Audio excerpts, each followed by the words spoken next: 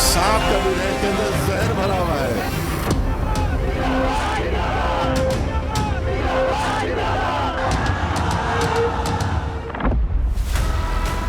कांग्रेस ने तुष्टीकरण के लिए कानून बनाए, सुप्रीम कोर्ट के आदेश तक की परवाह नहीं की।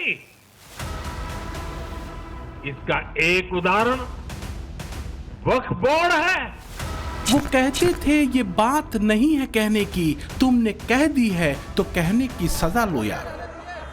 एक एक कानून ऐसा बना रहे हैं कि हमारी जायदादों को छीन लिया जाए, मस्जिदों को छीन लिया जाए। रहनुमाओं की अदाओं पे फिदा है दुनिया, इस बहकती हुई दुनिया को संभालो यार। वक्फ का एक्ट पार्लियामेंट से बना है और पार्लियामेंट से ही उसमें सुधार होगा। चाहे सत्ता रहे या जाए, इस कानून को रोकने का काम करेंगे।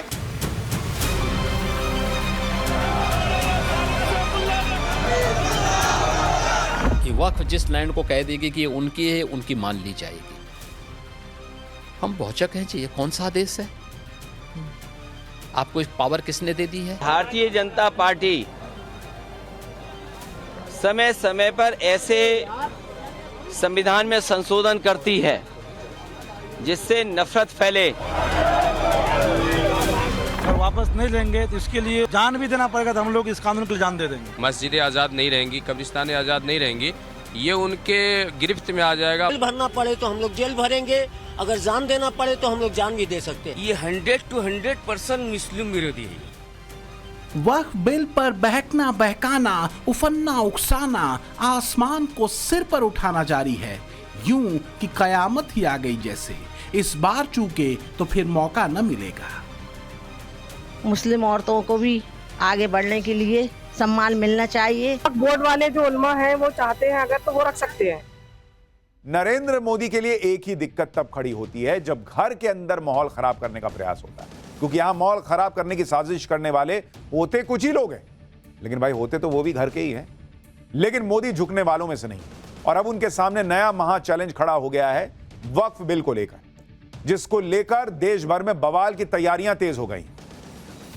वक्फ बिल के विरोध की लड़ाई अब सड़क पर आ गई है। वक्फ बिल के खिलाफ भड़काऊ बयानबाजी चल रही है। बिल के विरोध में मुसलमानों की भीड़ जुटाई जा रही है। वक्फ बिल के विरोध में कुर्बानी देने की धमकियां दी जा रही हैं। सीए, एनआरसी, किसान आंदोलन, शाहीन बाग जैसे आंदोलन की बातें चल रही हैं। लेकिन मोदी सरकार ने भी वक्फ बिल को लेकर बड़ा फैसला लिया है। वो फैसला क्या है, आगे बताऊंगा। तो आखिर क्यों मुसलमानों का झंडा बरदार बताने वाले लीडर्स के प्राण वक्फ बोर्ड में अटके हुए हैं? क्यों वक्फ बिल पर शाहीन बाग वाली धमकी दी जा रही है? आखिर ऐसी धमकियों और माहौल के पीछे का नैरेटिव क्या है? और क्यों ये बात कही जा रही है कि वास्तव में वक्फ बिल के विरोध के बहाने कुछ कट्टरपंथियों ने एक रास्ता खोज निकाला है पीएम मोदी को लेकर अपनी पुरानी खींच मिटाने का। सरकार की तरफ से बार बार इस बिल पर स्थिति साफ करने के बाद भी देश के माइनॉरिटी को, विशेषकर मुस्लिम भाइयों बहनों को गुमराह करना चाहता है। मैं इनको कहना चाहता हूं, आपके अधिकार पर कोई तराप मारने की बात। अब कहते हैं हमारी मस्जिदें छीन लेंगे। ये रिट्रोस्पेक्टिव इफेक्ट से बिल नहीं आ रहा है, कैसे छीनी जाएगी? बिल आगे के समय के लिए है। आप 2013 में जो बिल लेकर आए थे वो रिट्रोस्पेक्टिव इफेक्ट था, मगर वोट बैंक कंसोलिडेट करने के लिए झूठ पर झूठ, झूठ पर झूठ, झूठ पर झूठ बोलते जाना।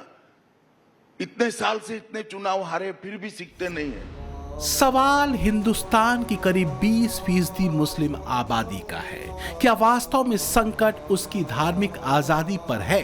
क्या वक्फ संशोधन बिल के बहाने बवंडर उठाकर कुछ शातिर मुस्लिम लीडरों की कोई और बेचैनी मजलिसों में उतर रही है?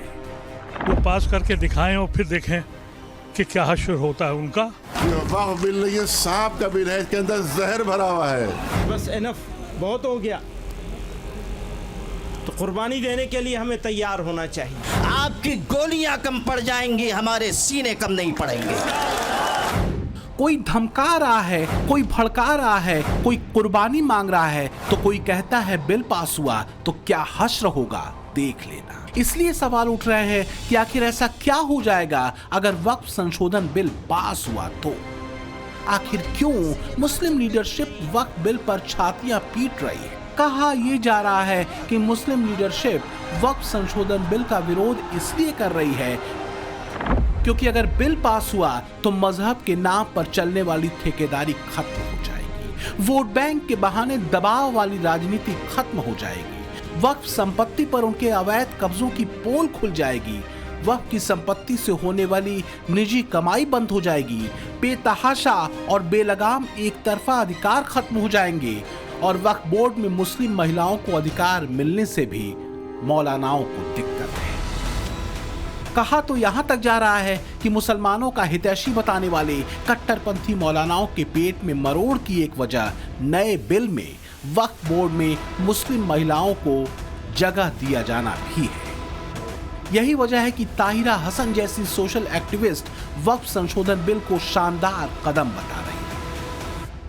महिलाओं को वक्फ बोर्ड में ऐड किया जा सकता था, नहीं किया गया, ये वक्फ बोर्ड की कमी है, ऐड किया जाना चाहिए था। आधी जमीन है उनकी भी आवाज होनी चाहिए वक्फ बोर्ड में। लेकिन देखिए डिपेंड करता है कि किस तरह की महिलाओं को आप ऐड कर रहे हैं। क्या जिस पर्पज से वक्फ बोर्ड बना है, लोगों ने अपनी जमीनें दी हैं, अपनी जायदाद दी है, पैसे दिए हैं कि अपलिफ्टमेंट में यूज हो, हाशिया के समाज के लिए, उनकी एजुकेशन के लिए, यतीम बच्चों के लिए, स्कूल कॉलेजेस के लिए, उनकी पढ़ाई के लिए, बेवा औरतों के लिए, जो डिवोर्सी औरतें हैं, तो क्या उसमें इसका इस्तेमाल हो पाएगा कि वो एक पपेट रहेंगी? क्योंकि हमने देखिए मुस्लिम पर्सनल लॉ बोर्ड में देखा था कि जो महिलाएं थी उनसे हमें हेड ऑन हमको लेना पड़ता था, क्योंकि बराबर उनका वही सिर्फ नुमाइंदगी होती है। हाँ, उनकी वही सोच होती थी जो ऊपर से आती थी। तो मुझे लगता है डायनामिक औरतों को रखेंगे तो बिल्कुल चेंज आएगा और आना चाहिए। दरअसल कट्टरपंथी मौलानाओं की जमात और मुसलमानों को भड़काकर अपनी राजनीति कसने वालों को वक्फ संशोधन बिल के नाम पर एक ऐसा बहाना मिल गया है जिसमें वो कई पुरानी खींच मिटाने और पीएम मोदी से बदला लेने को बेचैन है। मुस्लिम लीडरान की पुरानी खींच है ये 3 मुद्दे: ट्रिपल तलाक कानून, सीएए का मुद्दा और समान नागरिक संहिता। इसमें ट्रिपल तलाक और समान नागरिक संहिता वाला मुद्दा सीधे मुस्लिम महिलाओं की सामाजिक और आर्थिक सुरक्षा और मजबूती से जोड़ता है। एक कानून ऐसा बना रहे हैं कि हमारी जायदादों को छीन लिया जाए, मस्जिदों को छीन लिया जाए। ट्रिपल तलाक का गलत कानून बनाया, CAA का कानून मजहब की बुनियाद पे बनाया। अब यूनिफॉर्म सिविल कोड बनाना चाहते, यूनिफॉर्म सिविल कोड बनाना चाहते। मेरे अजीज दोस्तों और बुजुर्गों, मेरी आपसे एक ही गुजारिश है कि मुत्तहिद रहिए, अपने इत्तेहाद को मजबूत रखिए।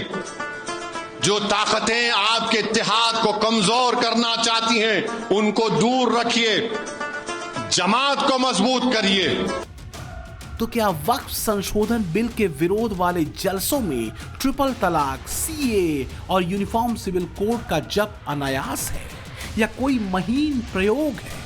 अगर सूक्ष्मता से देखेंगे तो वास्तव में एक बार फिर हवा उसी कट्टरपंथी एजेंडे को दी जा रही है जिसके केंद्र में कहीं मुस्लिम महिलाओं को मिलने वाले ज्यादा अधिकारों की कसक और खिसियाहट है।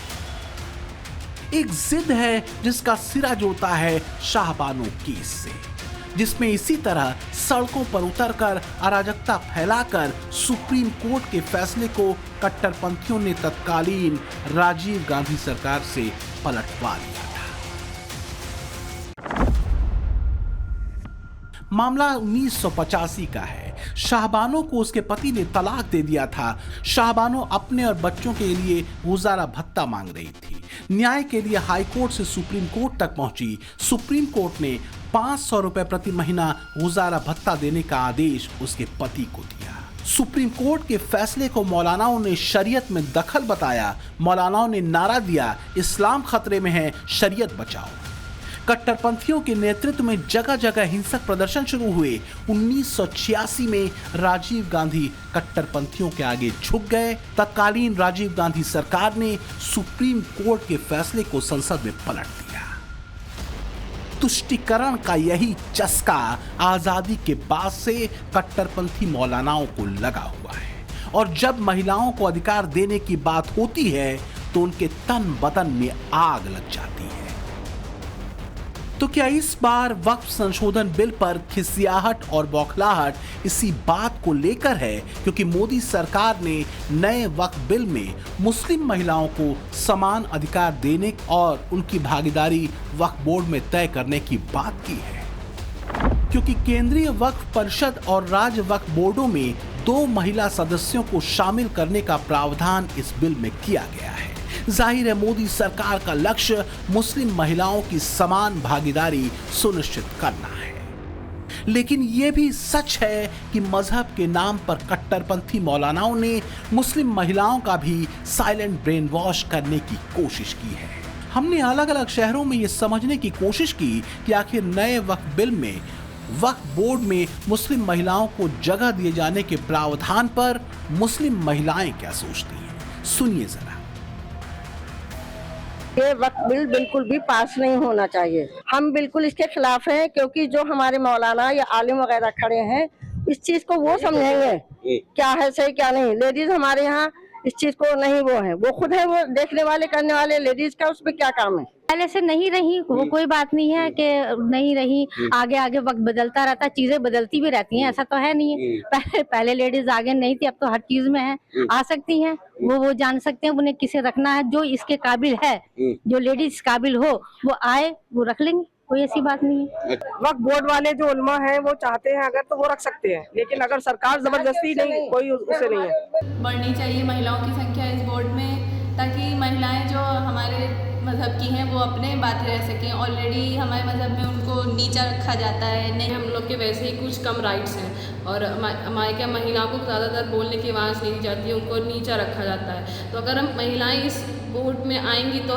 कल को हमारे ही आने वाली लड़कियों के लिए बहुत ही हेल्पफुल रहेगा। ये फीमेल अगर all India Muslim personal law board में आगे जाएगी तो हमारी लड़कियों के लिए ही, हम लोगों के लिए ही बेहतरी होगी। आदमी अपनी प्रॉब्लम समझ सकता है और औरतें अपनी तरह की प्रॉब्लम समझ सकती हैं। बहुत ही अच्छा फैसला आया है, जो नियम निकाला गया है कि वक्फ में महिलाओं को शामिल करा जाए। ये सही बात है कि अगर वक्फ में महिलाएं शामिल होंगी तो करप्शन पे भी लगाम लगेगी और महिला भी सशक्त होगी। अच्छा फैसला है, महिलाओं को और आगे आना चाहिए। सब कुछ ही कर रही हैं आजकल महिला, मर्दों से आगे हैं बल्कि। और सही है ये फैसला, महिला क्या नहीं कर सकती, सब कुछ कर सकती है। आजकल ट्रेन चला रही है, गाड़ियाँ चला रही है, हर चीज कर रही है महिलाएं बोट भी चला सकती हैं। मुस्लिम औरतों को भी आगे बढ़ने के लिए सम्मान मिलना चाहिए, जिसके लिए हम आपके पक्ष में हैं। कि अगर ऐसा हो रहा है और अगर समाज में महिलाओं को सम्मान की बात हो रही है, ये तो बहुत अच्छी बात है। इसमें ये थोड़ी ना होना चाहिए कि भाई ये हिंदू और ये मुस्लिम, ये सारी चीजें गलत है।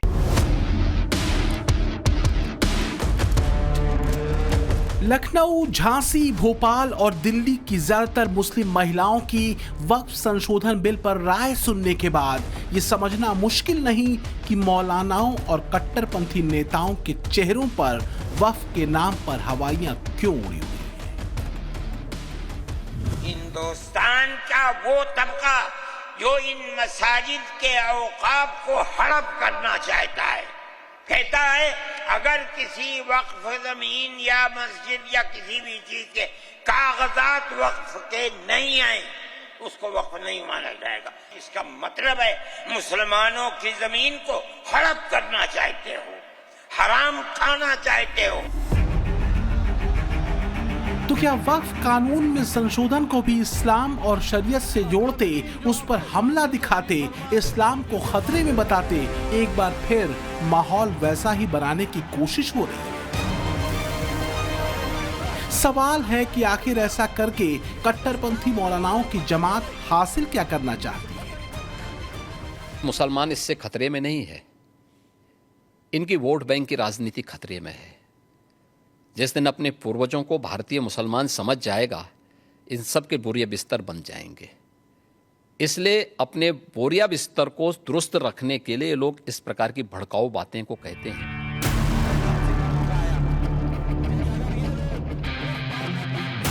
पीएम मोदी से कट्टरपंथी जमात के खुन्नस आज की नहीं है, ये तो आप जानते ही हैं। इसकी एक बड़ी वजह यह है कि पीएम मोदी की राष्ट्रवादी राजनीति ने तुष्टीकरण वाली सियासत पर फुल स्टॉप लगा दिया है। अब जिनकी वोट बैंक की ठेकेदारी थी, उनकी दुकानें बंद हो गई। लेकिन बात इतनी भर नहीं, वोट बैंक वाली ठेकेदारी बंद हुई सो हुई, अब वक्फ संशोधन बिल के जरिए वक्फ बोर्ड के भीतर होने वाले करप्शन पर भी लगाम लगाने की तैयारी है। 2006 में आई सच्चर कमेटी की रिपोर्ट बताती है कि जितनी संपत्ति वक्फ बोर्ड के पास है, उतनी संपत्तियों से हर साल वक्फ बोर्ड की सालाना आय 12,000 करोड़ रुपए होनी चाहिए, जबकि वक्फ बोर्ड दावा करता है कि उसकी सालाना आय सिर्फ 200 करोड़ रुपए सालाना है। अब आप ही समझिए जरा कि जिस प्रॉपर्टी से 12,000 करोड़ की आय होनी चाहिए, उससे सालाना सिर्फ 200 करोड़ रुपए की आय होने का दावा अगर वक्फ बोर्ड कर रहा है, तो लोचा तो है कहीं।